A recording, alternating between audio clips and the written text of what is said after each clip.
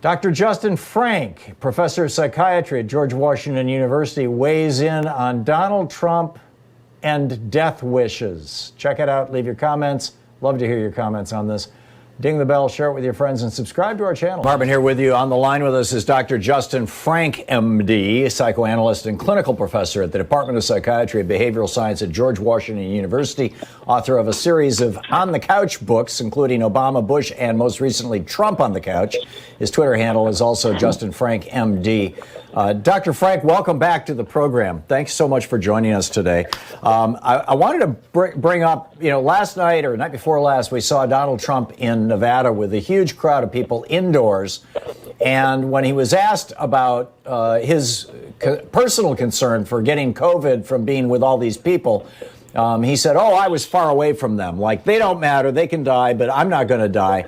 But I'm not sure that I'm wondering if he actually has some kind of a death wish. He's so behind in the polls. He knows that if he loses, he's almost certainly going to go to jail.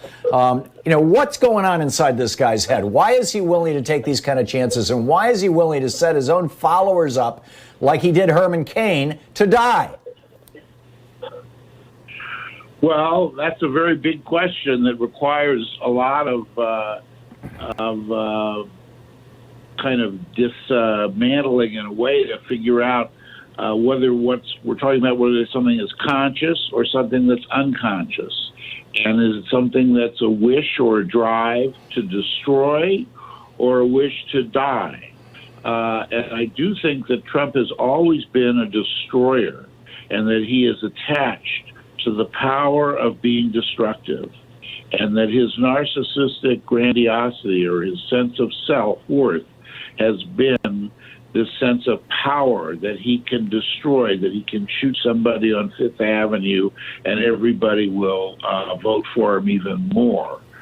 So we're talking about a grandiose person. So at one level, the problem with being a grandiose person is that they don't recognize how much need they have. So he doesn't feel he needs anybody. But what he's become aware of is that he really can't exist in his mind as a well-functioning person without his base. So he now has a base upon whom he depends. He used to think he ruled them. But in some ways, unconsciously, I think they rule him. And they're like the people he depends on. And he hates being dependent on anybody. So I think your idea about a death wish towards his base is probably accurate. He wishes to destroy them because he can't stand how much he needs them. So he makes an attack on them in order to deny the depth of his need. So we've gone from a person who is wants to be in a sense of feeling power to a person who is realizing that he needs other people in order to sustain his sense of power. He can't do it himself. And that's a new experience for him.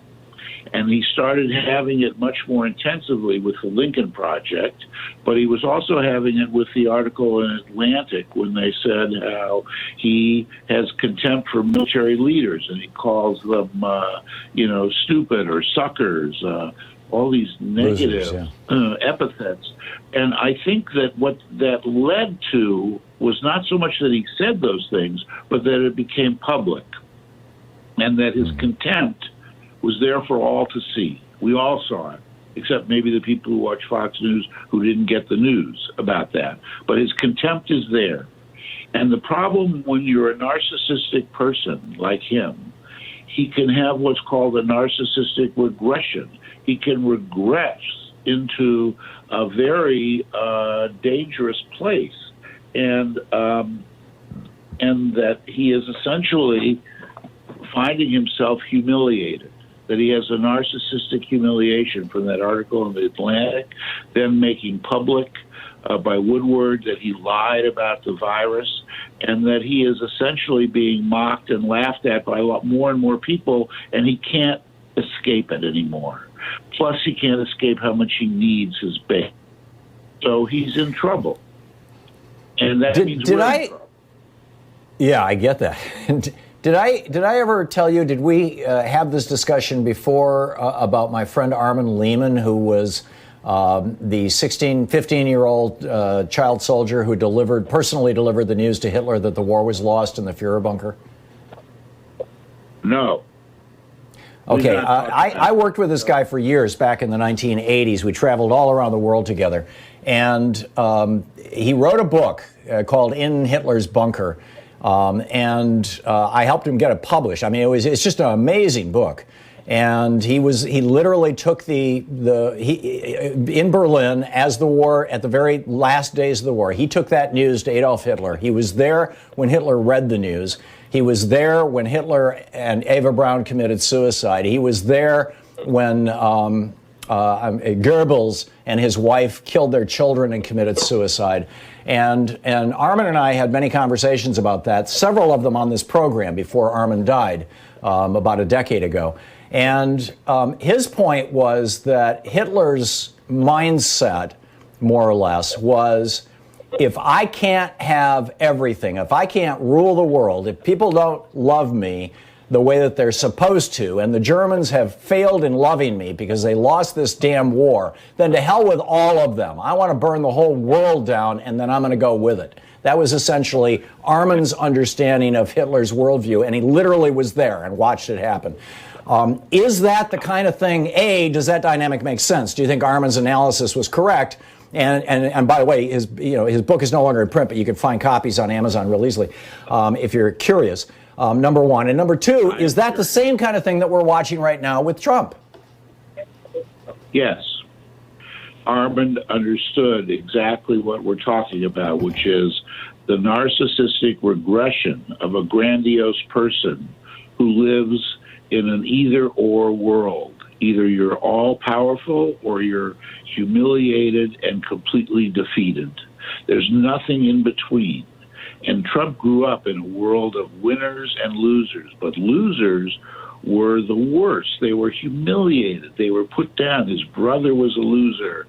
Both of his brothers were, in a way, but his older brother was. And his father said, you have to be a killer. And his father was a tyrant.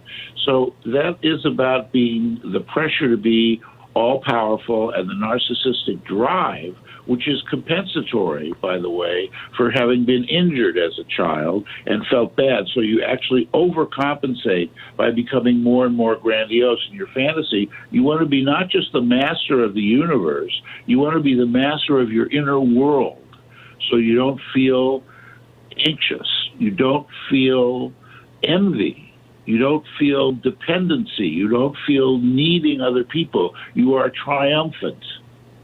And then you unconsciously, and what Armin was saying was talking about if he wasn't loved enough by the German people of Hitler. I mean, it really is about being loved by his base. So in a way, he's asking them to prove their love by risking their lives.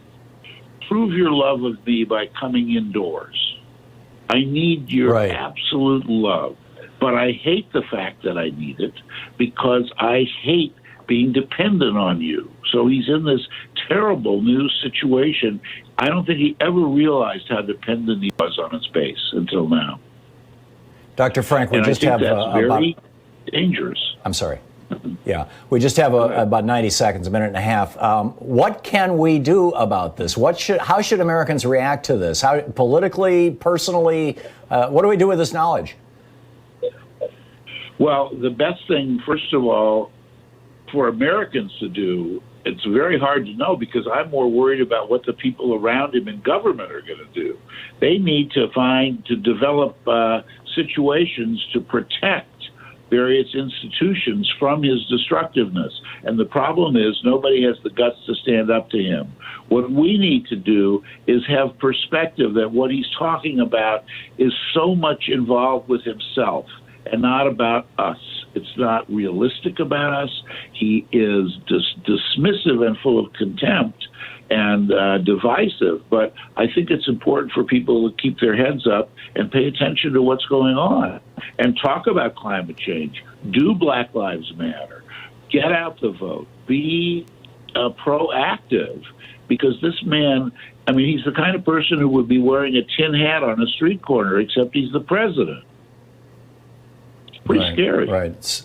Yeah. So we need to keep our heads above water and look forward, vote, demonstrate, right? I mean, just put pressure on people. These senators are pathetic, I have to say.